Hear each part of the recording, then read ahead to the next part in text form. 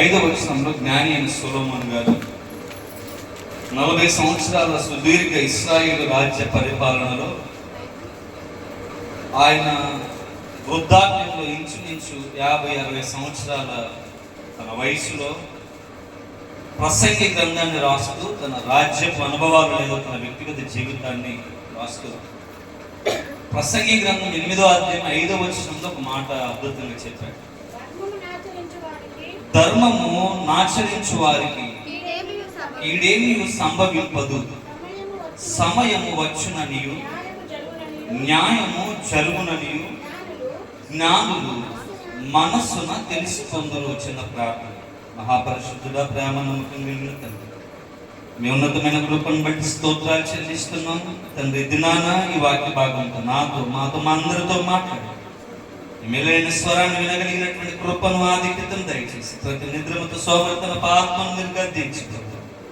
వాక్యము నీరు కట్టి ఫలింప చేసి నీ కృపలో మేము ఎదుగునట్లుగా సహాయం చేస్తున్నాం. యేసు నామమున ప్రార్థించి పొందుకుని ఉన్నాము తండ్రి. చెప్తాం ఆమేన్, ఆమేన్, హల్లెలూయా, హల్లెలూయా. జ్ఞాని అయిన సొలొమోను ఇశ్రాయేలు రాజ్యాన్ని 40 సంవత్సరాలు పరిపాలించాడు. ఎన్ని సంవత్సరాలు? 40 సంవత్సరాలు పరిపాలించాడు. సౌలు తర్వాత దావీదు తదనంతరం తన కుమారుడైన సొలొమోను 40 సంవత్సరాలు ఇశ్రాయేలు రాజ్యానికి రాజుగా వ్యవహరించాడు. ఒకరోజు కాదు, 2 రోజులు కాదు. ఈ భూమి మీద ఎవరైనా పరిపాలించాలంటే వారికి ఒక కాల పరిమితి ఉంది. 5 సంవత్సరాలు పరిపాలించిన తర్వాత మరలా వారిని ఎన్నుకుంటారు. కానీ ఇక్కడ సొలొమోను 40 సంవత్సరాలు దేవుడు రాజుగా తనను అభిషేకించి రాజ్యాన్ని పరిపాలిస్తూ ఉన్నాడు. తాను రాజ్యాన్ని పరిపాలిస్తున్న సమయంలో 60వ ఏట, ఇంచుమించు 60వ సంవత్సరంలో తన వృద్ధాప్య దశలో ఈ ప్రసంగి గ్రంథాన్ని ఆయన రాస్తూ, ఆయన రాసిన పరమగీతములు కావచ్చు, లేకపోతే సామెతలు కావచ్చు, ప్రసంగి కావచ్చు, కీర్తనలో కొన్ని కీర్తనలు కావచ్చు, ఆయన అద్భుతంగా కొన్ని మాటలు సమాజానికి చెప్పాలనుకుంటే ఈ ప్రసంగి 8వ అధ్యాయం 5వ వచనంలో అన్నాడు. మనందరికి తెలుసు, చదివాము. ఇప్పుడు ఏమన్నాడంటే, ధర్మాన్ని ఆచరించే వారికి అసలు కీడు కూడా ఏమి సంభవించదు అని చెప్పాడు. ఏం చెప్పాడు? చెప్పాలి. ఏం చెప్పాడు? ధర్మమును ఆచరించు వానికి కీడేమీ సంభవించదు అన్నాడు. అసలు కీడంటే ఏంటి? కీడంటే ఏంటి? ఆపద సంభవించదు, అపకారం అనేది సంభవించదు, అపాయం సంభవించదు, ఎటువంటి ఇబ్బంది అనేది ఆ వ్యక్తి జీవితంలో రాదు. ఎందుకు అనంటే ఆ వ్యక్తి ధర్మాన్ని ఆచరిస్తున్నాడు అని చెప్పాడు. ధర్మం గురించి ఎక్కువగా ఎందుకు ఈయన మాట్లాడాడంటే, ఈయన 40 సంవత్సరాలు సుదీర్ఘ పరిపాలన చేసి రాజుగా ఉన్నాడు కాబట్టి ధర్మం ఏదో అధర్మం ఏదో సొలొమోనుకు బాగా తెలుసు. కాబట్టి ఆయన అన్నాడు, ధర్మాన్ని భూమి మీద ఆచరించే వాడికి కీడేమీ సంభవించదు అని చెప్పాడు. ఏ అపాయం సంభవించదు, ఏ నష్టం జరగదు, ఏ ఉపద్రవాలు రావు, ఏ ఇబ్బందులు వారి జీవితంలో ఉండవు. ఎందుకంటే భూమి మీద వారు ధర్మాన్ని అనుసరిస్తున్నారని చెప్పాడు. ఇప్పుడు ధర్మం అంటే ఏంటి? హల్లెలూయా. తొందరగా మాట్లాడుతూ వాక్యం సమయానుకూలంగా గురించి ధర్మం అంటే ఏంటి అసలు? అసలు అది ఎలా ఉంటుంది? ఎక్కడ దొరుకుద్ది ధర్మం? ఏ షాపులో దొరుకుద్ది? ఏ షాపింగ్ మాల్లో దొరుకుద్ది? ఎవరి దగ్గర దొరుకుద్ది ధర్మం? ధర్మం ఎక్కడ దొరుకుద్ది అని అంటే, ఒక మాటలో చెప్పాలంటే, న్యాయస్థానాల్లో కొద్దిసార్లు దొరకవచ్చు. న్యాయస్థానాల్లో కొన్నిసార్లు దొరకవచ్చు ధర్మం కదా.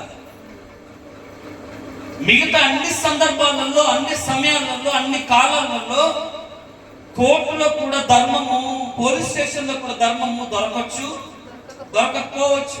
ఎందుకంటే సత్యాన్ని అసత్యంగా మారుస్తారు, నీతిని అవినీతిగా మారుస్తూ ఉంటారు, ధర్మాన్ని అధర్మంగా చిత్రీకరిస్తూ ఉంటారు.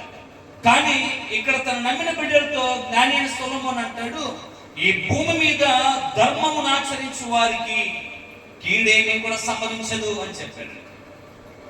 ఎందుకు ఈ మాట చెప్పాడు? ఆ తర్వాత అన్నాడు, సమయము వచ్చుననియు న్యాయము జరుగుననియు జ్ఞానుల మనస్సును తెలుసుకుందరు.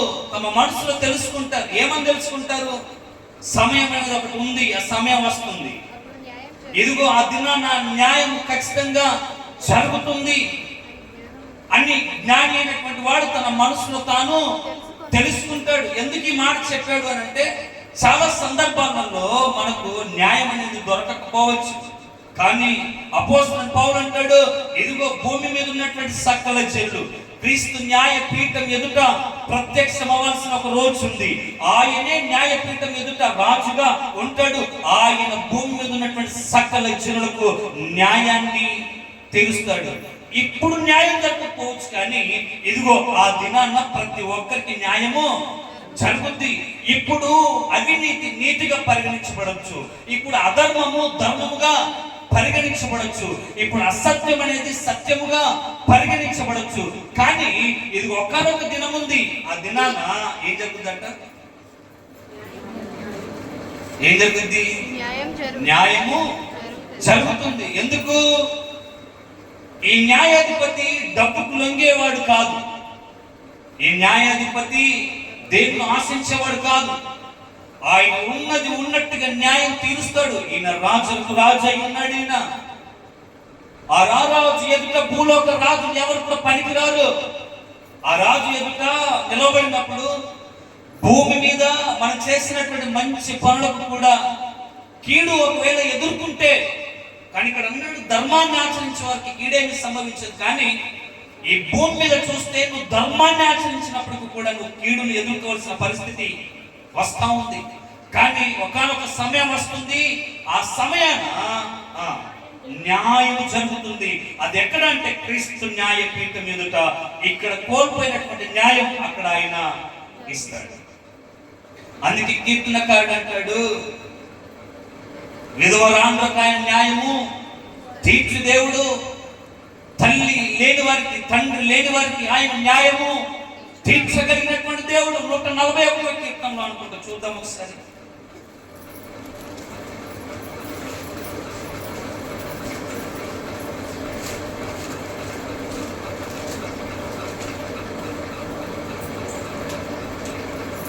సార్ 46వ కీర్తన, 146వ కీర్తన.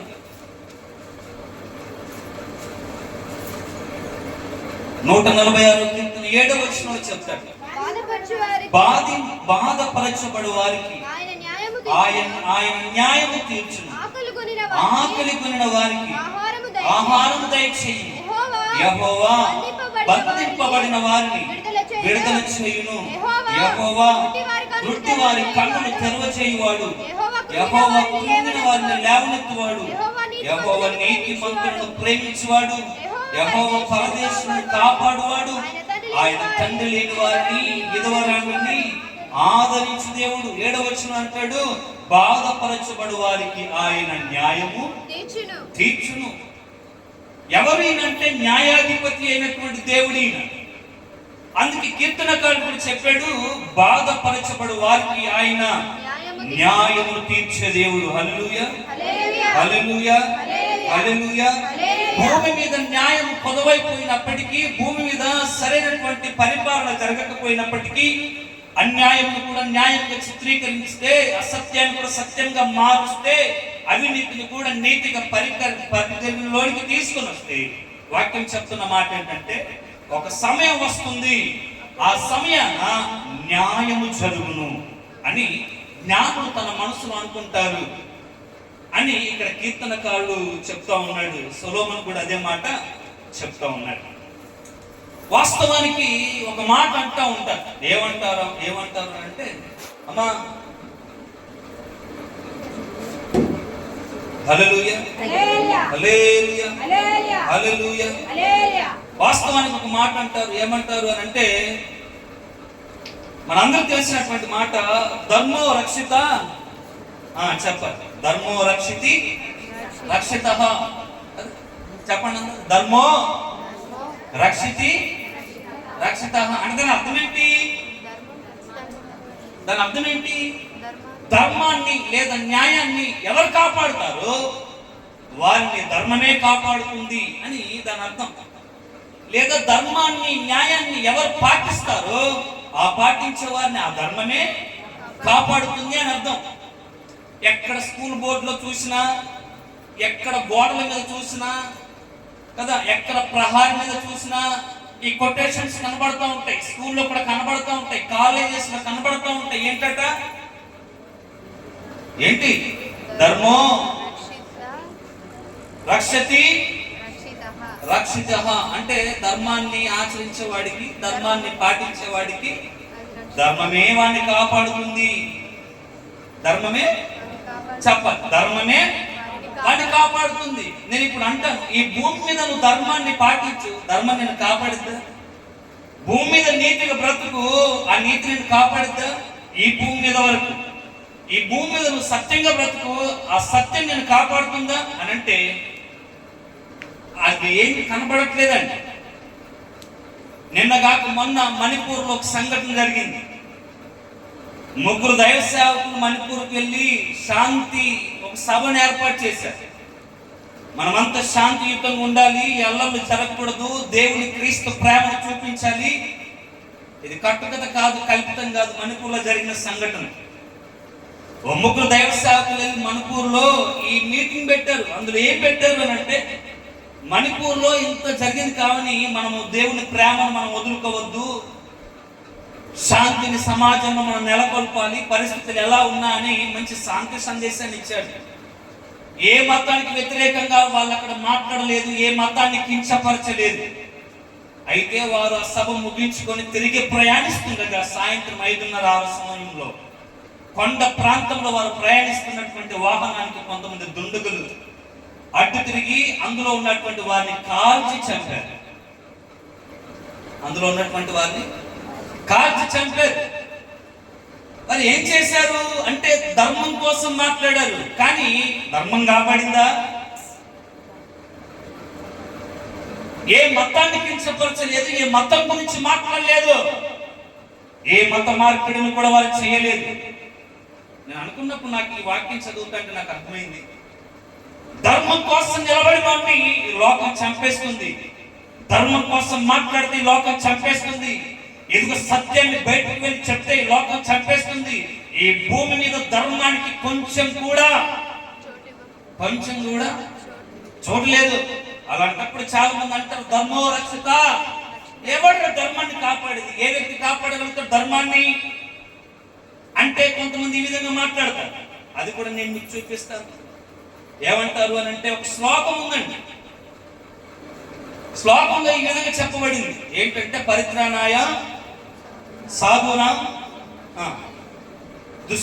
వినాశాయ దుష్కృతం, తర్వాత ధర్మ సంస్థాపనార్థాయ సంభవామి యుగే యుగే. ఈ చివరి 2 మాటలు చదువుదాం ఇప్పుడు. ధర్మ సంస్థాపనార్థాయ సంభవాన్ని యుగే యుగే. దాని అర్థం ఏంటి? ధర్మాన్ని స్థాపించడానికి ఎక్కడ? భూమి మీద. ధర్మాన్ని నిలబెట్టడానికి ఈ భూమి మీద, ధర్మాన్ని కాపాడడానికి ఈ భూమి మీద. ఇదిగో దేవుడు అనేవాడు ప్రతి యుగంలో పుడతాడు అనేది దీని యొక్క భావం. దేన్ని కాపాడటానికి? ధర్మము అధర్మం అయిపోయినప్పుడు, మనుషులు విచ్చలవిడిగా బ్రతుకుతున్నప్పుడు, ధర్మం అనేది సామాన్య మానవుడికి దూరంగా ఉన్నప్పుడు, ఈ భూమి మీద అన్యాయము ప్రబలిపోయినప్పుడు ఖచ్చితంగా అవతార పురుషుడు ఒకడు పుడతాడు. ఒక్క యుగంలో కాదు, యుగ యుగాల్లో పుడతాడట. దేనికోసం దేనికోసం? ధర్మాన్ని భూమి మీద చెప్పనండి, భూమి మీద స్థాపించడానికి ప్రతి యుగంలో ఒక అవతార పురుషుడు పుడతాడు. హల్లెలూయా, హల్లెలూయా. అర్థమైంది చెప్తుంది. ధర్మాన్ని స్థాపించడానికి అవతార పురుషులు భూమి మీద పుడతారు. కానీ ఇంతకుముందు దాంట్లో ఏమన్నాడు?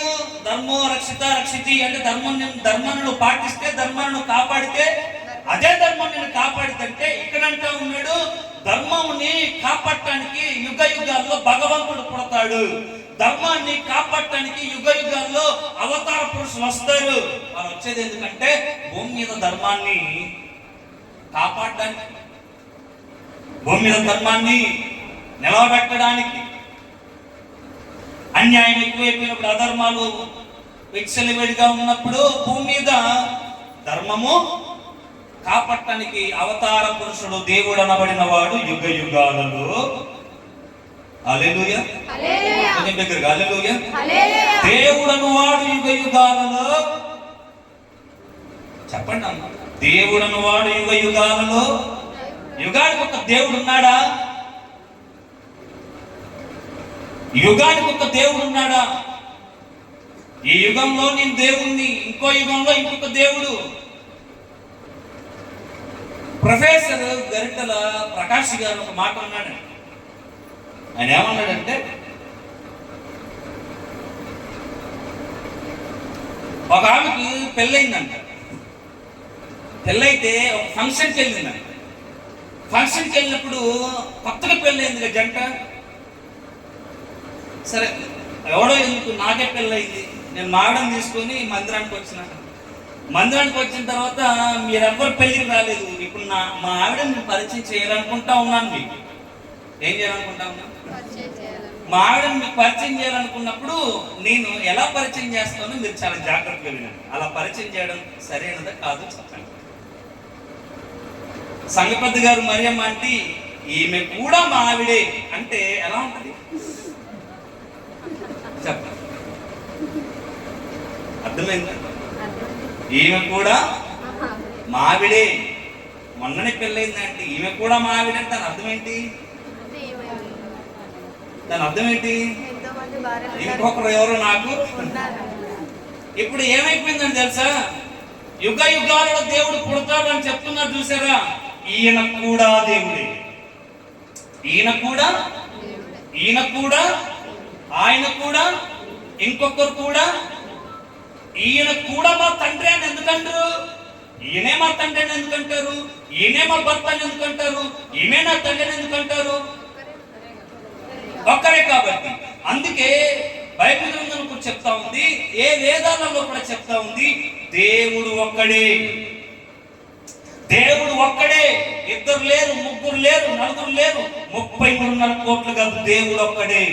దేవుడు యుగ యుగములలో పుట్టడు, యుగ యుగములలో అవతరించడు. ఆయన ఇక ఒకసారి భూమి మీదకి వచ్చి మనుషులు ఇష్టలుగా పాపం చేస్తూ ఉంటే ఆయన ధర్మాన్ని కాపాడుకుంటూ వెళ్ళిపోతే ఇంకా మనిషికే ఉంటుందండి. అర్థమైందా?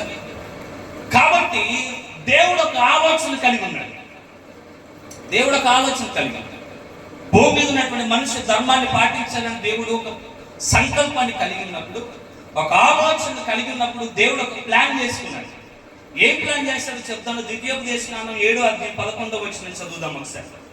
దేవుడు చేసినటువంటి ఆ ఆలోచన ఏంటి?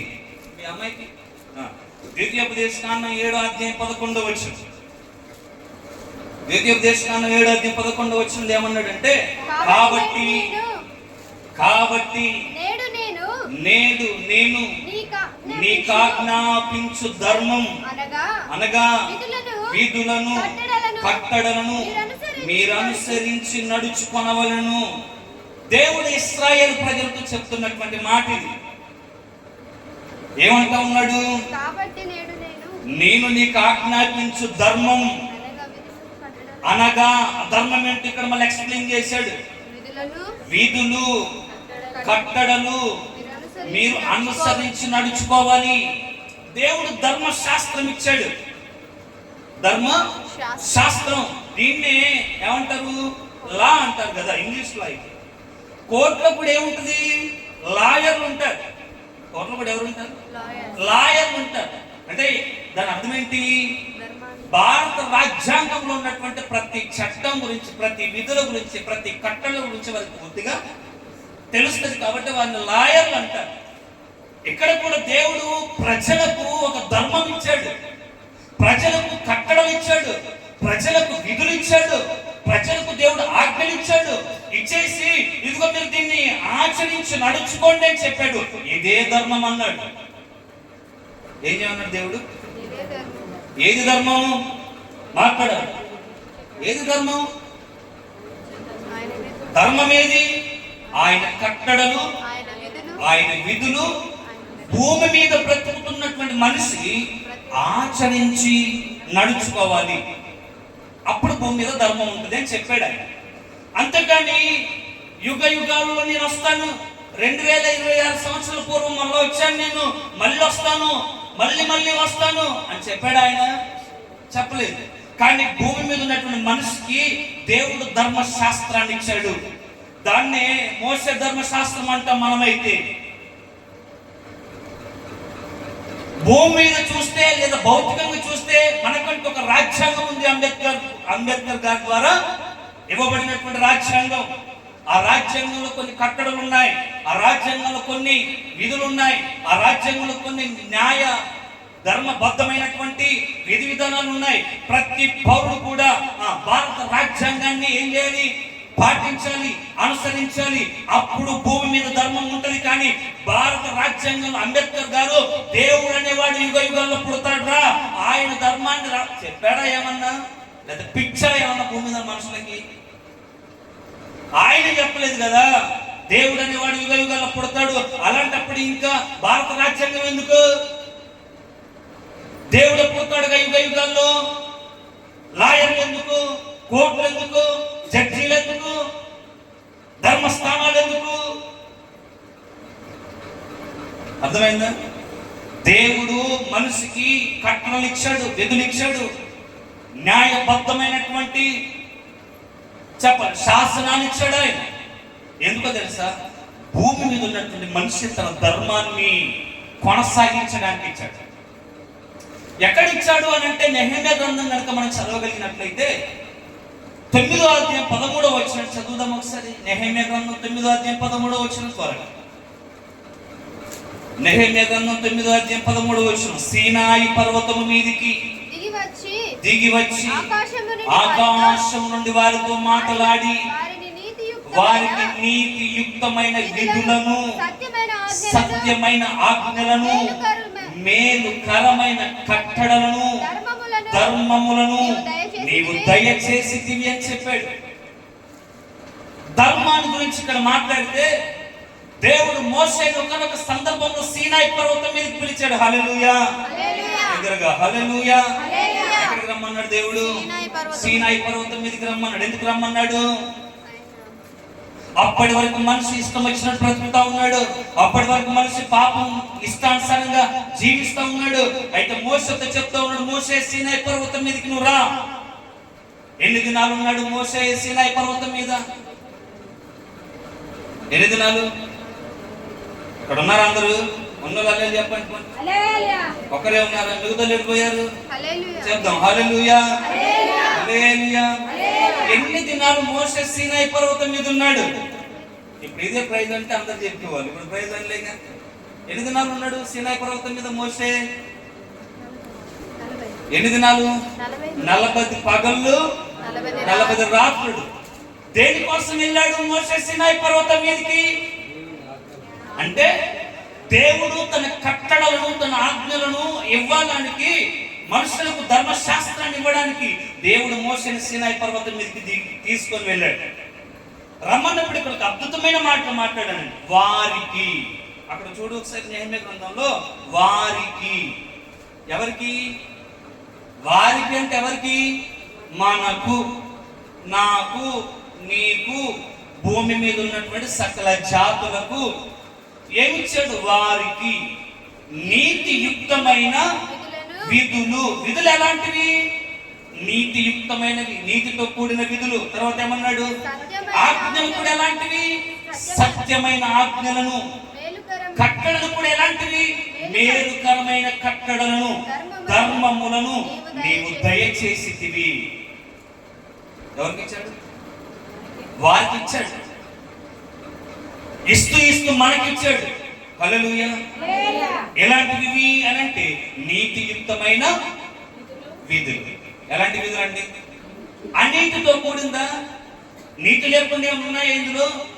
నీతియుక్తమైన విధులు ఇచ్చాడు, సత్యమైన ఆజ్ఞలు ఇచ్చాడు. సత్యమైన ఆజ్ఞలు, ఆజ్ఞలు అసత్యం లేదు, సత్యమైన ఆజ్ఞలు ఇచ్చాడు. ఇక్కడ రాస్తూ ఉన్నాడు, ఇచ్చిన కట్టడలు కూడా ఎలాంటివంటే మేలుకరమైనవి, ప్రయోజనకరమైనవి. దేవుడు ఇంత ఉన్నతంగా ధర్మంను మనుషులకు, ధర్మశాస్త్రము మనుషులకు ఇచ్చేసి భూమి మీద ఉన్నటువంటి ప్రతి మనిషి ఇదిగో తోటి మనుషులతో ఎలా మెలగాలో, తోటి మనుషులతో ఎలా మాట్లాడాలో, తోటి మనుషులతో ఎలా ప్రవర్తించాలో అని విచక్షణ రహితంగా కాదు, మధ్యస్థిమితం లేనోడు ప్రవర్తించినట్టుగా కాదు, మానవ బుద్ధి లేనోడు ప్రవర్తించినట్టుగా కాదు, గడ్డి తినేవాడు ప్రవర్తించినట్టుగా కాదు, మత పిచ్చితో రెచ్చిపోయేవాడు ప్రవర్తించినట్టుగా కాదు. ధర్మశాస్త్రం అంటేనే ఏంటో తెలుసా? సాటి మనిషితో ఒక మనిషి ఎలా ప్రవర్తించాలో, ఎలా బ్రతకాలో చెప్పేది ధర్మశాస్త్రం. ఈ రోజు చాలా మంది బయలుదేరుతూ ఉన్నారు, మా ధర్మాన్ని మేము కాపాడుకుంటామని. సాటి మనిషితో ఎలా ఉండాలో తెలియకపోతే ఏ ధర్మంలో నువ్వు ప్రకటించేది? చెప్తున్నటువంటి మాటని తెలుసా? ధర్మాన్ని ఎందుకు దేవుడు ఇచ్చాడు అని అంటే, చెప్పండి, ఎందుకు ఇచ్చాడు ధర్మాన్ని దేవుడు? ఒక వ్యక్తి మరొక వ్యక్తితో ఎలా మాట్లాడాలి, ఒక వ్యక్తి మరొక వ్యక్తితో ఎలా ప్రవర్తించాలి, ఒక వ్యక్తి పట్ల మరొక వ్యక్తికి ఉన్నటువంటి బాధ్యతలు ఏంటి, ఒక వ్యక్తి మరొక వ్యక్తితో ఎలా జీవితాన్ని కొనసాగించాలని, దేవుడు ఎలా బ్రతకాలి భూమి మీద అని దేవుడు ఇచ్చింది ఆజ్ఞలు. అంబేద్కర్ గారు కూడా రాజ్యాంగంలో ఇచ్చింది కూడా అదే. ఏమున్నాయి అందులో? సాటి వ్యక్తి ఒక వ్యక్తిని ఎలా ట్రీట్ చేయాలి అవేగా చెప్పేది. ఒక వ్యక్తి మర్డర్ చేసినప్పుడు తప్పించుకోకూడదు, మానభంగం చేసినప్పుడు తప్పించుకోకూడదు, దొంగతనం చేసినప్పుడు తప్పించుకోకూడదు. న్యాయం జరగాలి. ఎవరికి? దొంగతనం చేసినవాడికా? ఎవరికి? ఎవరికి అన్యాయం జరిగిందో వాడికి కదా. ఈరోజు దొంగతనం చేసినట్టు న్యాయం జరుగుతూ ఉందా? నిన్నగాక మొన్న, ఎప్పుడు? నిన్నగాక మొన్న ఒక ఉన్నతమైన పార్లమెంట్ సభ్యుడు కుమారుడు ఏం చేశాడు? ఒక అమ్మాయిని చెరిపేశాడు. పార్లమెంట్ సభ్యుడు, అధికారం చేతిలో ఉంది, చేసింది తప్పు పని అయితే చేసిన తప్పును కప్పిపెట్టుకోవడానికి వాడిని నానా రకాలుగా చేశాడు. నిన్న దొరికాడు. ఎడుంది ధర్మం కదా? అధికారం చేతిలో ఉంటే అధికార దాహంతో ధర్మాన్ని కూడా అధర్మంగా చిత్రీకరించే ధర్మ ప్రబోధకులు మన దేశంలో కోకొల్లలుగా ఉన్నారు. హల్లెలూయా. వాళ్ళే ధర్మ పెద్దలు, వాళ్ళే పీఠాధిపతులు, వారే ధర్మ ప్రబోధకులు. వీళ్ళ పని ఏంటో తెలుసా? సామాన్యుడికి న్యాయం అనకూడదు, అందులో ఉన్నోడికే న్యాయం జరగాలి. ఇది వాళ్ళు భూమి మీద జరిగించే ధర్మం. ఇదొక ధర్మం. ఇంకా ఆ ధర్మానికి ఇంకా ముందు పేరు పెడితే చచ్చిపోతారు చాలా మంది. నేను మైండ్లో వదిలేస్తా ఉన్నా, అదో ధర్మం వాళ్ళకి. అర్థమైందా? కానీ వాక్యంలో ఉన్నటువంటిది ఏంటో తెలుసా? క్రైస్తవుడు ఎందుకు అధర్మం జరిగినా, క్రైస్తవుని ఎందుకు హింసించినా, క్రైస్తవుని తిట్టినా, క్రైస్తవుని కొట్టినా, ఎందుకు సాటి వ్యక్తితో ప్రేమ కలిగి ఉంటాడో తెలుసా? ప్రవీణ్ పగడాల గారు చనిపోయినప్పుడు తన భార్య జెస్సిక ఇచ్చినటువంటి సాక్ష్యం ఏంటో తెలుసా? నా భర్తను చెప్పిన వాడిని నేను మనస్ఫూర్తిగా క్షమిస్తున్నాను. ఎందుకు క్షమించిందంటే ఆమె ధర్మం ఆమెకు నేర్పింది అదే. అర్థమైందా? క్రైస్తవుడు ఒక్కడు మాత్రమే అన్యాయం చేసిన వాడిని కూడా క్షమిస్తాడు. క్రైస్తవుడు ఒక్కడు మాత్రమే అధర్మం, అన్యాయం, అవినీతి జరిగినా కూడా ఓర్చుకొని ముందుకెళ్తాడు. ఎందుకో తెలుసా? జ్ఞాని సొలొమోను ఊరికే చెప్పలేదు, ధర్మమును ఆచరించే వారికి కీడేమి సంభవించదు. సమయం ఒకటి వస్తుంది, ఆ దినాన న్యాయం ఖచ్చితంగా జరుగుతుంది. ఇక్కడ న్యాయము అన్యాయం చేసేసి, తప్పుడు ఒప్పులు చేసేసి, ఒప్పులు తప్పులు చేసేసి తప్పించుకున్నా ఎక్కడ తప్పించుకోలేడు మనిషి? దేవుని దగ్గర తప్పించుకోలేడు. న్యాయాధిపతుల దగ్గర తప్పించుకోవచ్చు, కానీ దేవుడు అక్కడ ఉన్నాడు. ఆయన కన్ను కప్పి ఎవడు కూడా తప్పించుకోలేడు. హల్లెలూయా, హల్లెలూయా, హల్లెలూయా.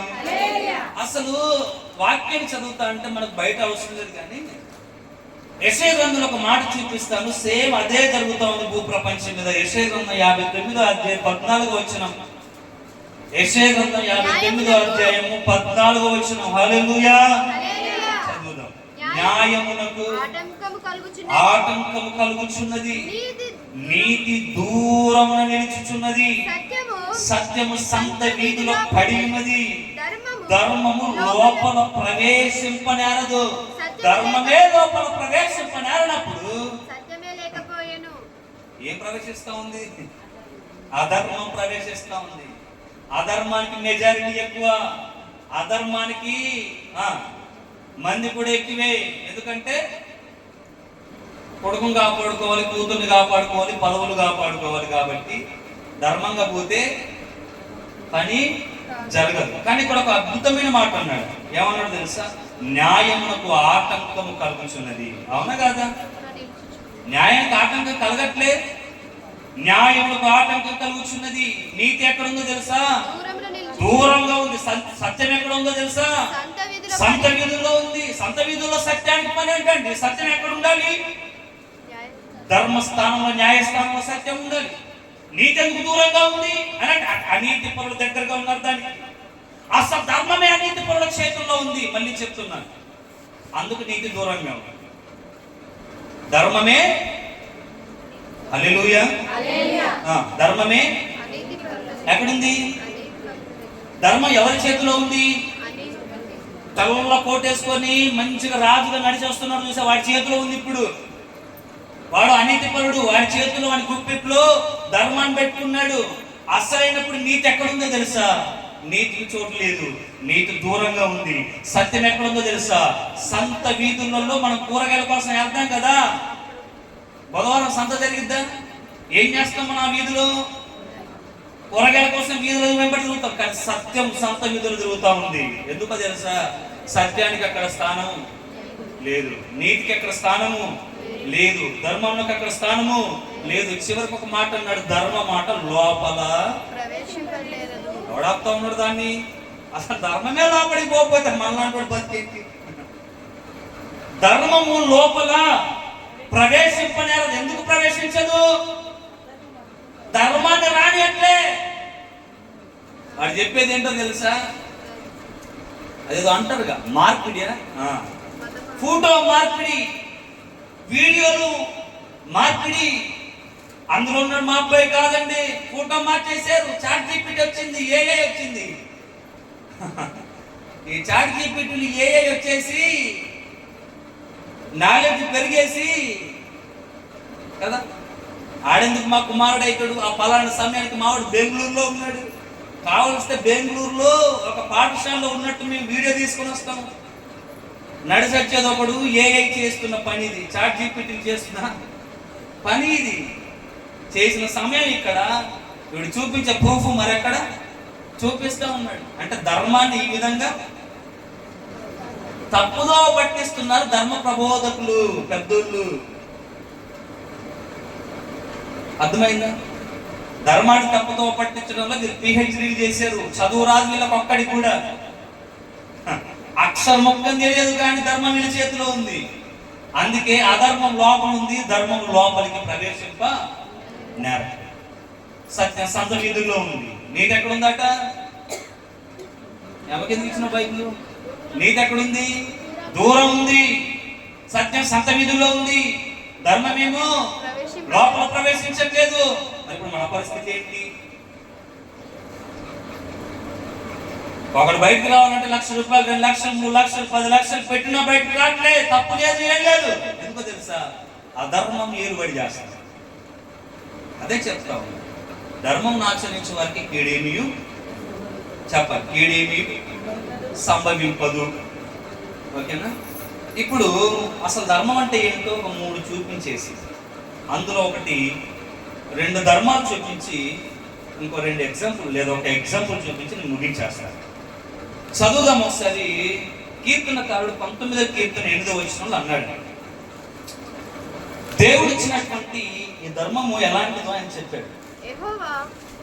యెహోవా ఉపదేశము నిర్దోషమైనవి, అవి హృదయమును సంతోషపరచు.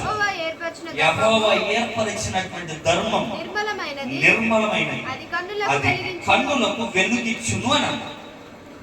యెహోవా ఏర్పరిచిన ధర్మం చెప్పాలి. యెహోవా ఏర్పరిచిన ధర్మం ఎలాంటిది? నిర్మలమైనది. నిర్మలమైన దానికి మరొక పదం తెలుసా? కరెక్ట్ వాడు స్వచ్ఛమైనది అని అర్థం. నిర్మలమైనది అంటే స్వచ్ఛమైనది. ఏంటిది? యెహోవా ఏర్పరిచినటువంటి ధర్మం నిర్మలమైనది లేదా స్వచ్ఛమైనది. అది కన్నులకు చెప్పాలి. అది కన్నులకు చెప్పండి అందరూ. అది కన్నులకు వెలిగించు. ఏది కన్నులకు వెలుగునిస్తుంది? యెహోవా ఏర్పరిచిన ధర్మం. ఎందుకు వెలుగునిస్తుంది? అది నిర్మలమైనది కనుక, అది స్వచ్ఛమైనది కనుక. కాబట్టి మనుషుల కన్నులకు ఏమిస్తుంది? అది వెలుగునిస్తుంది అని చెప్పాడు. దేనికి వెలుగునిస్తుంది అన్నాడు? చెప్పాలి. దేనికి వెలుగునిస్తుంది అన్నాడు? కన్నులకు వెలుగు. మనుషులకు కాదు, కన్నులకు వెలుగునిస్తుంది అన్నాడు. దేనికి? కన్నులకు వెలుగునిస్తుంది. దీని గురించి ఇంకో మాట అన్నాడు.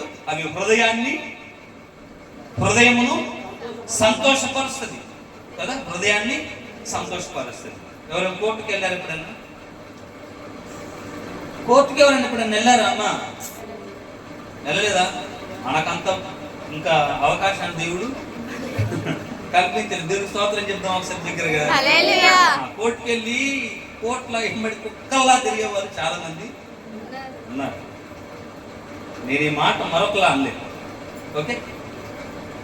కానీ ఒకసారి ఆలోచించు, దేవుడు మనకు అటువంటి పరిస్థితులు ఇవ్వలేదు. నేను ఎందుకు ఈ మాట అన్నాను అని అంటే, ఇక్కడ ఒక మాట అన్నాడు, అది మన కన్నులకు వెలిగించు. మీరు కోర్టుకి వెళ్ళారని ఎందుకు చెప్పాను అంటే, కోర్టులో ఒక ఆమె ఉంటుంది తరాజు పట్టుకొని. ఏం పట్టుకొని? తరాజు అన్న దాని పేరు త్రాసు. ఆ త్రాసు పట్టుకొని ఉంటే, ఆ త్రాసు పట్టుకున్న ఆమెకి కన్నులకి ఏముంటాయి? గంతలు ఉంటాయి. ఆ గంతలు ఎందుకు కడతారు అంటే తెలుసా? నువ్వు బాగానే అర్థం కావాల్సింది ఏంటంటే, వీడికి వచ్చాడు కానీ నాకు న్యాయం ఇక్కడ దొరకదని అర్థం. వాళ్ళు డైరెక్ట్ చెప్తా ఉన్నారు. వాళ్ళు డైరెక్ట్ గా చెప్తున్న మాట ఏంటంటే, అరే ధర్మదేవత కండ్లకు న్యాయము, ఆమె కండ్లకు గంతలు కట్టాయి. ఇప్పుడు గంతలు కట్టిన కండ్లు ఎలా ఉంటాయి? చీకటి ఉంటాయి. అర్థమైందా? చీకటి ఉంటుంది. కానీ ఇక్కడే ఉన్నాడు, ధర్మం అనేది కన్నులకు వెలిగిస్తుంది కానీ చీకటిని ఇవ్వదు. ఇప్పుడు ధర్మదేవత కళ్ళకి ఏమున్నాయి? నల్ల రిబ్బనోడు కడతారు. కట్టేసి ఇప్పుడు దాని అర్థం ఏంటంటే, ధర్మము అధర్మం అయిపోయింది, చీకటి అయిపోయింది. ఒక మాట చెప్పాలంటే, కన్ను లేని గుడ్డిదైపోయింది. ఆమె ఇప్పుడు ధర్మం కోసం ఎత్తులాడుకుంటా ఉంది. అరే నీకెక్కడ ధర్మం దొరికిద్దిరా, నీకెక్కడ న్యాయం దొరికిద్దిరా? నోరు మూసుకొని సప్పదాకా ఏదైనా శిక్ష అనుభవిస్తే అనుభవించు, ఫైన్ కడితే ఫైన్ కట్టుకో.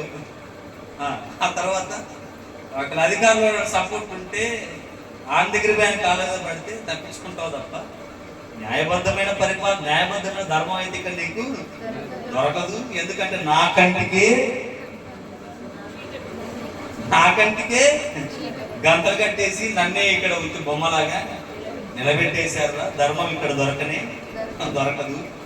యెషయా గ్రంథం అన్నట్టు ధర్మం సంత వీధులలో అది పడి ఉన్నది. ధర్మం లోపలికి వద్దామంటే అవినీతి పనులు దాని లోపలికి రాకుండా వాళ్ళు అక్కడ ఉన్నా కూడా అట్లో ఇట్లో సచ్చి బ్రతికి నీళ్ళు లోపలికి వచ్చి కూర్చుంటే సరే కూర్చున్నావు కానీ నీకంటే కూడా గంతలు కట్టేస్తామని అని చెప్పారు. నీకు ఇక్కడ ధర్మము దొరకదు. అర్థమైంది? ధర్మం మనకు కానీ ఇక్కడ ఉన్నటువంటి వాక్యం అంటుంది, యెహోవా ధర్మము నిర్మలమైనది, అది మన కన్నులకు వెలుగిచ్చును. అంటే చీకటే మాత్రం కూడా ఉండదు. ఆయన ఇచ్చినటువంటి ధర్మం వెలుగునిచ్చే ధర్మం. అసలు ధర్మం అంటా ఉన్నాం కదా. ధర్మం అంటే ఏంటి అని అంటే ఒక మాట చెప్తాను, ఓకేనా? ఒక మాట చెప్తాను. పొద్దున్నే ఒకడు వచ్చాడు మా ఇంటికి. ఏమంటాడంటే, అమ్మా ధర్మం చేయండి అమ్మా అంటే దాని అర్థం ఏంటి? అమ్మా ధర్మం చేయండి అమ్మా, అయ్యా ధర్మం చేయండి అయ్యా. అక్క బస్ స్టాండ్ లో కూడా ఏం చేస్తారు? అమ్మా ధర్మం చేయి. ఇంట్లో కూడా ఏం చేస్తారు? అమ్మా ధర్మం చేసి అసలు నువ్వు చేస్తున్న ధర్మం ఏంటంటే నువ్వు ఆలోచించావా? ఏం ధర్మం అని నన్ను అడిగేది. అమ్మా ధర్మం చేయనగానే అరే అసలు నువ్వే తప్పు చేసేవారండి నీకు ధర్మం చేయడానికి అని క్వశ్చన్ వేయకుండా నోరు మూసుకొని పోయి అమ్మా ధర్మం చేయనంటే 10 రూపాయలు 5 రూపాయలు వాడు చేతులు పెట్టేసి అవి కూడా లేకపోతే ఒక సేరు బియ్యం ఇచ్చేస్తే ఆడికి నువ్వు ధర్మం చేసినట్టు. అంతేగా ధర్మం. అదే చెప్పాడు యేసు ప్రభువు కూడా. నేను తప్పు పట్టట్లే. ఎక్కడ చెప్పాడంటే లూకాసు సువార్త 11వ అధ్యాయము 39 నుంచి 41 వచ్చిన 3 వచనాలు చెప్పాడు ఆయన. లూకాసు సువార్త 11వ అధ్యాయం 39 నుంచి 41 వచనం చూస్తే అందుకు ప్రభువు ఇట్లనే పరిసయ్యులైన మీరు గిన్నెయు పల్లెమును వెలుపల శుద్ధి చేయుదురు గాని మీ అంతరంగము దోపుతోను చెడుతనముతోను నిండి ఉన్నది. అవివేకులారా, వెలుపలి భాగమును చేసిన వాడు లోపటి భాగమును చేయలేదా? కాగా మీకు కలిగినవి ధర్మము చేయుడి, అప్పుడు మీ కన్నీయు శుద్ధిగా ఉన్నది. అదే చెప్పాడు యేసు ప్రభువు కూడా. ఎవరితో చెప్తా ఉన్నాడు? ఎవరితో చెప్తా ఉన్నాడు? పరిసయ్యులతో చెప్తా ఉన్నాడు. ఏమంటా ఉన్నాడు పరిసయ్యులతో? గిన్నెయు పల్లెమును వెలుపడ శుద్ధి చేస్తావు గాని లోపల దాన్ని శుద్ధి చేయవు. రే పిచ్చోడా, ఆ పల్లెన్ని ఆ గిన్నెను వెలుపడ కలగజేసిన దేవుడే లోపల కూడా కలగజేశాడని నీకు తెలియదా అని పరిసయ్యులు హెచ్చరిస్తున్నాడు ఆయన. పరిసయ్యులు గద్దిస్తున్నాడు. పరిసయ్యులు ఎవరు తెలుసా? పరిసయ్యులు ఎవరు? పరిసయ్యులు ఎవరు అంటే ఒక్క మాటలో చెప్పాలి అంటే యేసు ప్రభువుని ఆయన ముందు కనుక పిలాతు ముందుకు తీసుకొని వెళ్ళినప్పుడు పిలాతు అంటాడు, ఈయనలో ఏ తప్పు కూడా నాకు కనబడలేదు, ఇదిగో ఈయన నీతిమంతుడు అని చెప్పేసిన తర్వాత చేతులు కడికేసి వేసుకొని పిలాతు అన్న మాట ఏంటో తెలుసా? ఏమన్నాడు పిలాతు? గుర్తులేదా? గుడ్ ఫ్రైడే అయిపోయి చాలా రోజులు అయిందిగా, ఇంకా అది ఆడ గుర్తుంటుంది నాయన మాకు. సమయం ఇంకా లేట్ చేయకుండా అది నువ్వే చెప్పు, ఈ సంతోషించి వెళ్ళిపోతాం. అదంతా అయిపోయింది. అది ఇప్పుడు చెప్పినగా నేను. పిలాతు ఒక మాట అన్నాడు, అవన్నీ మాట్లాడిన తర్వాత ఒక మాట అన్నాడు. అమ్మా ఏమన్నాడు? అదంతా ఒకటే, మీరందరూ అంగానే ఉన్నారు, ఇంకొంచెం ముందుకు పోవాలి. అక్కడ నుండి కొంచెం ముందుకు వెళ్ళాలి, అక్కడ నుంచి ఇంకొంచెం ముందుకు పోవాలి. నేనే చెప్పాను, ఈయన శిక్ష నేను విధింపను. అసలు శిక్ష ఎవరు విధించారు? యేసు ప్రభు శిక్ష ఎవరు విధించారండి? పిలాతు. ఎవరు విధించారు? ఈయన శిక్ష నేను విధించను, మీ ఇష్టం వచ్చినట్టు మీరు చేసుకోండి అన్నాడు. అసలు యేసు ప్రభువుని పిలాతు తీసుకొని వచ్చినాడు వాడు పరిసయ్యులే. అందుకే ఇప్పుడు అంటున్న మాట ఏంటంటే ధర్మం అధర్మం అయిపోతా ఉంది. నీ పరిసయ్యుడు ఎలాంటి వాడో తెలుసా? ధర్మ పెద్దలు ఉన్నారు ఆ దినాల్లో, సాటి మనుషులకు ధర్మం చెప్పేవాళ్ళు. వీళ్ళ ధర్మం ఎలాంటిదో తెలుసా? ఎలాంటిదంటే వీళ్ళ ధర్మం దేంతో పోల్చాడంటే, ఉందా తీసిన పోనీ అది తీసిన, వాళ్ళ ధర్మం ఎలాంటిదట? వాళ్ళ ధర్మం మాట వెలుపట బాగుంటుంది, లోపటేమో చెడిపోయింది. వాళ్ళ ధర్మమే కాదు, ప్రపంచంలో పరిస్థితులు అనివే. కానీ ఇక్కడ అంటున్న మాట ఏంటంటే అసలు ధర్మం ఏంటి అని అంటే 44వ వచనం అనుకుంటా లాస్ట్ మాట చెప్పాడు. ఏమన్నాడు ఆయన? సరే 41వ వచనం. కాగా మీకు కలిగినవి ధర్మము చేయుడి, అప్పుడు నీ కన్నీయు శుద్ధిగా ఉండును.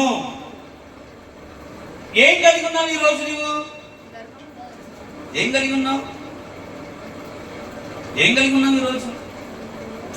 ధనం కలిగి ఉన్నావు కదా, ఆహారం కలిగి ఉన్నావు. ఆకలి లేనోడికి, ఆకలిగా ఉన్నోడికి ఆహారం పెట్టాలి, వస్త్రం లేనోడికి వస్త్రాన్ని ఇవ్వాలి, కదా, ధనం లేని పేదోడు కనబడితే ఆ నింకట్టిన దాన్ని దరిద్రుడు వదిలిపెట్టేసి నువ్వు మాత్రం మేడల మీద మేడలు కట్టాలి. అదేనా? వారి ఇబ్బందుల్లో పరామర్శించాలి, వారిని ధైర్యపరచాలి, విధవరాండ్రను మనము ఆదరించాలి, వారిని పోషించాలి. ఇది ధర్మం. ఇక్కడ అన్నాడు, మీకు కలిగినవన్నీ కూడా ధర్మం చేయండి, అప్పుడు మీకన్నీ శుద్ధిగా ఉండును. మీకన్నీ శుద్ధిగా ఉంటాయి, శుద్ధిగా ఉంటాయి. ఈ మాట అని అర్థమైందా? మీకు కలిగినవి ధర్మం చేయండి, అప్పుడు అవన్నీ, అప్పుడు మీకన్నీ శుద్ధిగా, మీకన్నీ శుద్ధిగా. ఏంటి ఈ మాట అర్థం? ఏంటి ఈ మాట అర్థం? ఏంటి? మీరు బైబిల్ చదువుతలేరు అనుకుంటా, బైబిల్ స్టడీ పెడదామా? ఈ మాట అర్థం ఏంటి? ఇంకా మమ్మీ అక్కడనే ఉంది, లోపల ఎక్కడనే ఉంది, ఆడి కాదు, ఇంకా ఇక్కడికి రావాలి, నాకు అడిగి రావాలి. అక్కడ ఉంది మ్యాటర్ అంతా.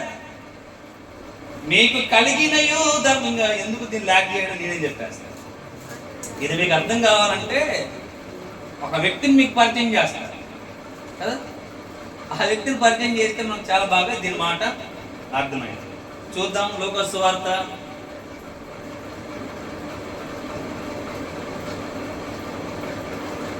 19వ అధ్యాయం 7, 8, 9 వచనాలు. అందరూ అది చూచి ఈయన పాపి అయిన మనుషుని యొద్ద బస చేయ వెళ్ళనని చాలా సనుగుకొనిరి. 8వ వచనం, జక్కయ్య నిలవబడి, ఇదిగో ప్రభువా, నా ఆస్తిలో సగము బీదలకి ఇచ్చుచున్నాను. నేను ఎవని యొద్దనైనను అన్యాయముగా తేజనైనను తీసుకున్న యెడల అతనికి 4 వంతులు మరలా చెల్లించునని ప్రభుతో చెప్పిన 9వ వచనం. అందుకు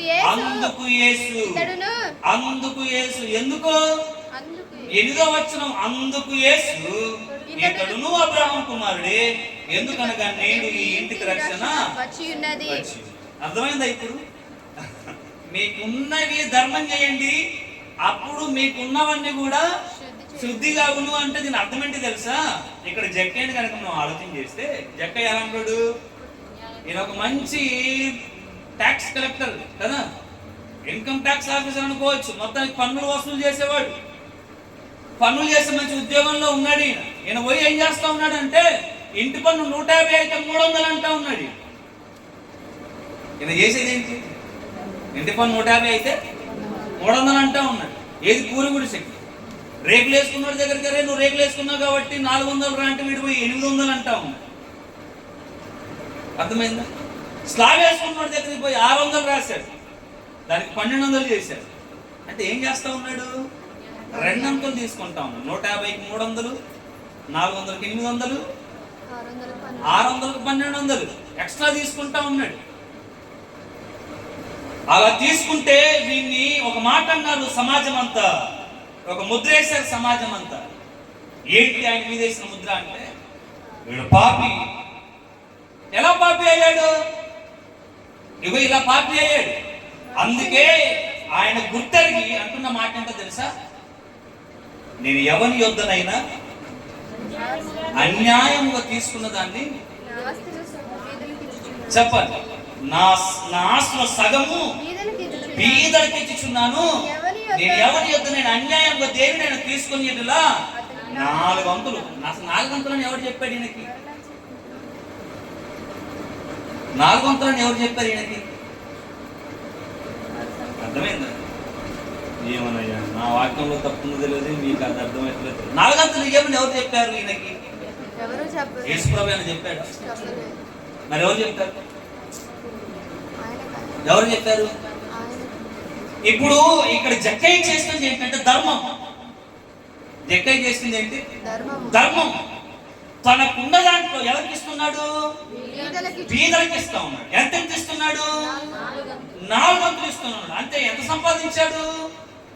ఫుల్గా సంపాదించాడు. కానీ ఇక్కడ కాన్సెప్ట్ ఏంటంటే, 2 తీసుకుంటే 4 వంతులు ఇవ్వాలని ఎవడు చెప్పాడు ఈయనకి? 3 ధర్మశాస్త్రం చెప్పిందంటే దీని అర్థం ఏంటి? జక్కయ్యకు ధర్మం ఏంటో బాగా తెలుసు. తెలుసు. ఎవడు చెప్పలేదు. మోసే ధర్మశాస్త్రంలో ఉంది.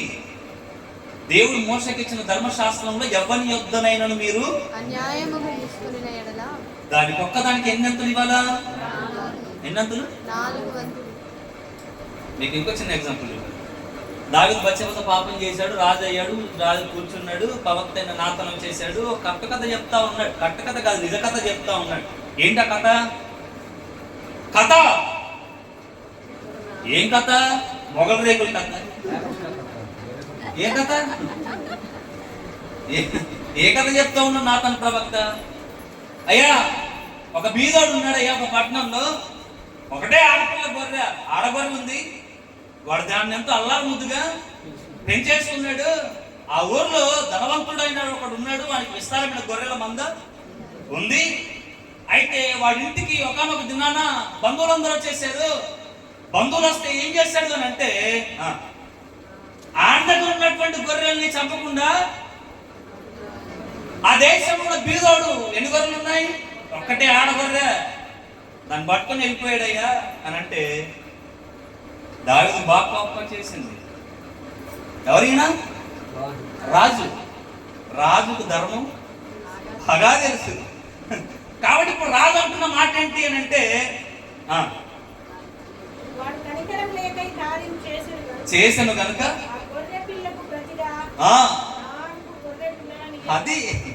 అది సీక్రెట్ అన్నట్టు. ఆ గొర్రె పిల్లకు ప్రతిగా 4 గొర్రె పిల్లలు. ఎవడు చెప్పాడు? ధర్మశాస్త్రం. జక్కయ్య చేసింది కూడా ఏంటి? ఒక్క అంతు తీసుకున్నాడు. ఎన్ని అంతులు ఇస్తానంటున్నాడు? 4 అంతులు ఇస్తా. ఇలా చెప్పుకుంటూ పోతే ఒక్కటి తీసుకొని 4 చెల్లించిన వాళ్ళు చాలా మంది ఉన్నారు. బైబిల్ ఉంది.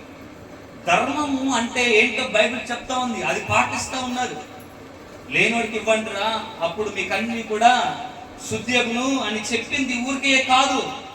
అందుకే యేసు ప్రభు అన్నాడు, పరలోక రాజ్యంలో మీకు ఒక ధనాన్ని సమకూర్చుకొనుడి. భూమి మీద మీకు ఉన్నటువంటి ధనము చిమ్మట కొట్టింది, కానీ పరలోక రాజ్యంలో కూర్చుకున్నటువంటి ధనము ఎవడు కూడా దొంగిలించడు. అక్కడ వస్త్రము అది చిమ్మటైనను పట్టదు, మీ బంగారం తుప్పైనను పట్టదు. మీరు బీదోడి కోసం ఇచ్చిన ఒక వస్త్రం అది ఇక్కడ ఏమంటారు, చీగిపోద్దేమో కానీ అక్కడ అది నిరంతరం అలానే ఉంటది. మీకు ఒక అక్షయమైన ధనమును పరలోక రాజ్యంలో సమకూర్చుకోనండి. ఇది ధర్మం. ఇది ఇక్కడతో అయిపోయింది. రెండో చెప్పు ముగించేస్తాను, వాక్యం మీకు అయిపోతాను. ఎఫెసీయులకు రాసినటువంటి పత్రిక 2:1-2 వచ్చిన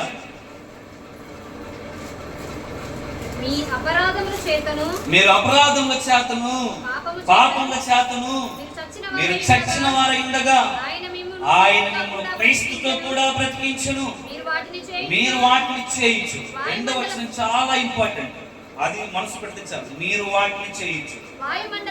వాయుమండల సంబంధమైన అధిపతిని అనగా అవిధేయులైన వారిని ఇప్పుడు ప్రేరేపించు శక్తికి అధిపతిని అనుసరించి. ఇది అండర్లైన్. ఈ ప్రపంచ ధర్మము చొప్పున మునుపు నడుచుకుంటుంది. ఏముంది కింద ఒక మాట రాశాడు. ఏమన్నాడు తెలుసా? ఈ ప్రపంచ ధర్మం. ఏ చెప్పునట? అలా చెప్పండి ఒకసారి. అయిపోయింది. లాస్ట్ మాట ఏంటి? అలా చెప్పండి దగ్గర లాస్ట్ మాట. ఎంత సంతోషం ఉందో కదా. ఇంకో గంట చెప్తా, ఏమైనా పర్లేదా? చెప్దాం. ఓకే, హల్లెలూయా చెప్పండి ఒకసారి. హల్లెలూయా. మూత పెట్టి పక్కన పెట్టు. ఎడు చూడు, హల్లెలూయా చెప్పు ఇప్పుడు. అంతే, ఇంక వదిలేయాలి. ఏ ధర్మం చొప్పున? ఏం అర్థం కాదు. 10 నిమిషాలు. ఏ ధర్మం చొప్పున? ఈ ప్రపంచ ధర్మము చొప్పున అని అన్నాడు. ఏ ధర్మం చొప్పున? ఈ ప్రపంచ ధర్మం చొప్పున మునుపు నడుచుకుంటుంది అని చెప్పాడు. అసలు ఈ ప్రపంచ ధర్మాన్ని తన గుప్పిట్లోకి తీసుకున్నాడు ఎవడో ముందు చెప్పాడు. ఎవడు? వాయుమండల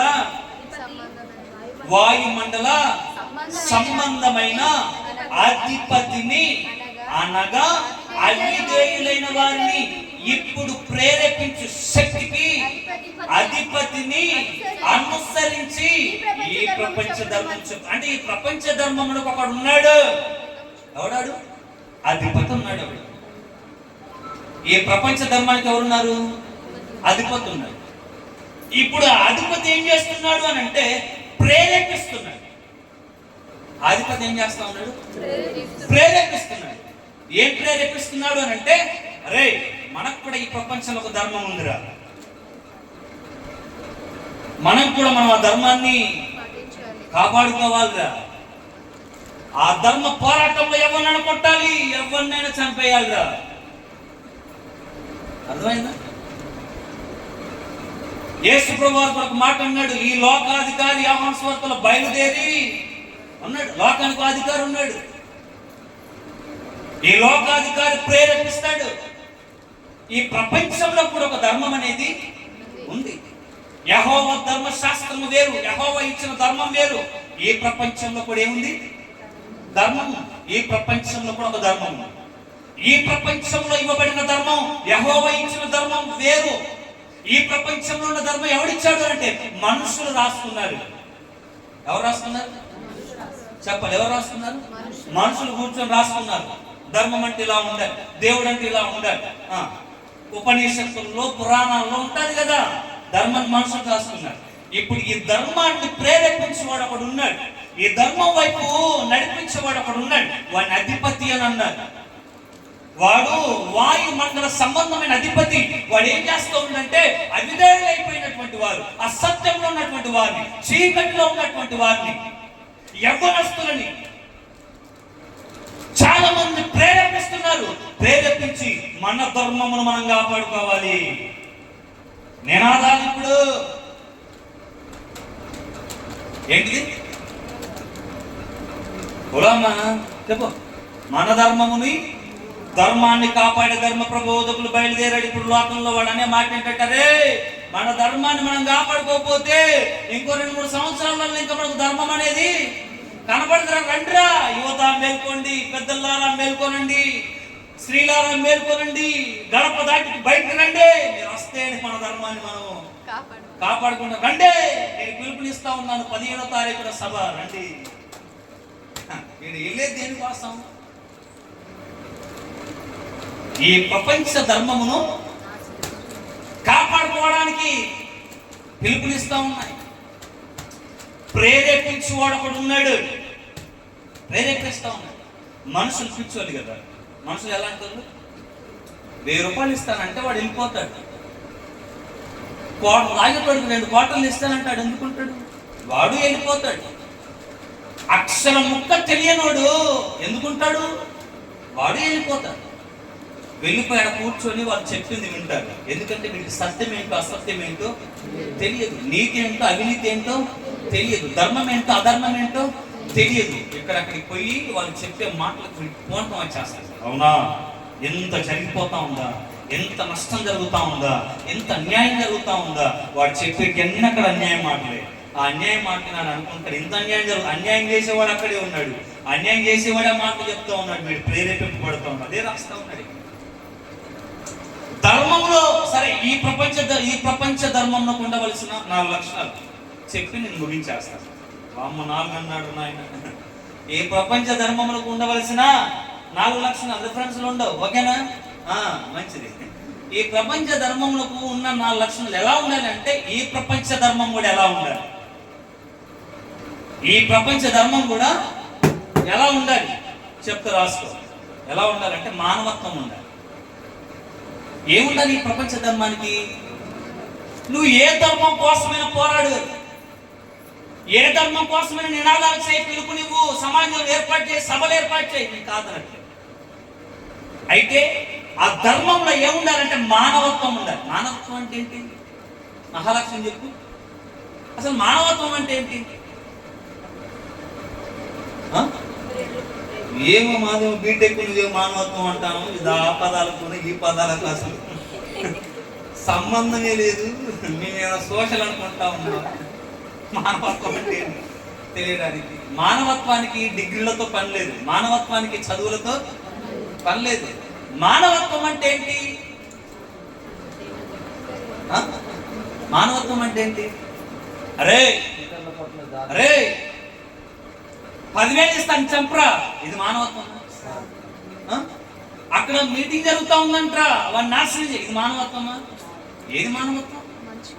బైబిల్ నేర్పుతాను మానవత్వం అది కాదు.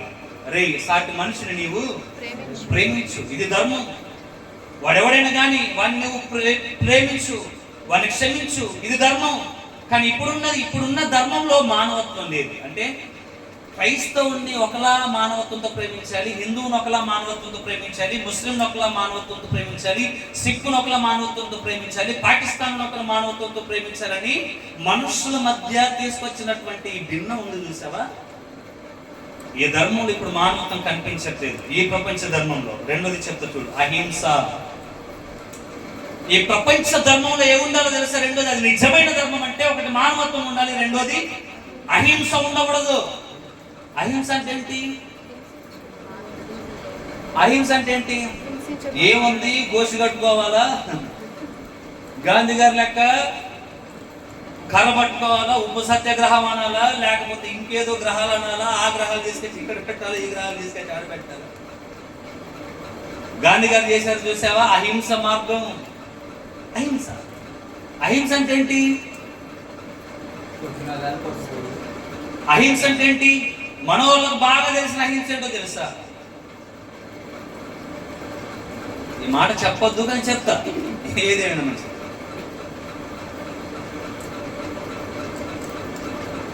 మూగ ప్రాణులను చంపొద్దు. ఇది పెద్ద నినాదం అయిపోయింది. మూగ ప్రాణులను చంపొద్దు. చంపితే ఏంటట? అహింస. చట్టం వచ్చింది, కేసులు కూడా ఉంటాయి. అహింస అంటే ఏంటట? గొడ్డుని, గేదెని, మేకని, కుక్కని, కోళ్ళని ఇది చంపడం అహింస. అంటే వాళ్ళ ధర్మంలో ఉన్నది ఏంటంటే అది అహింస. మూగ జీవాన్ని చంపితే అహింస. మనిషిని చంపితే అహింస కాదు, చంపచ్చు. మనుషులను చంపితే, మణిపురులు ఎందుకు చంపారు? అది అహింస కాదు వాళ్ళకి. ధర్మం కోసం వారు చేసినటువంటి విరోచితమైన పోరాటం వాళ్ళ దృష్టిలో. కానీ ధర్మం ఏం చెప్తుందంటే మనిషి అహింసకు దూరంగా ఉండాలి. కానీ వీళ్ళ దృష్టిలో ఏంటంటే గొడ్డుని చంపితే పెద్ద అహింసరా నాయన, చంపొద్దు.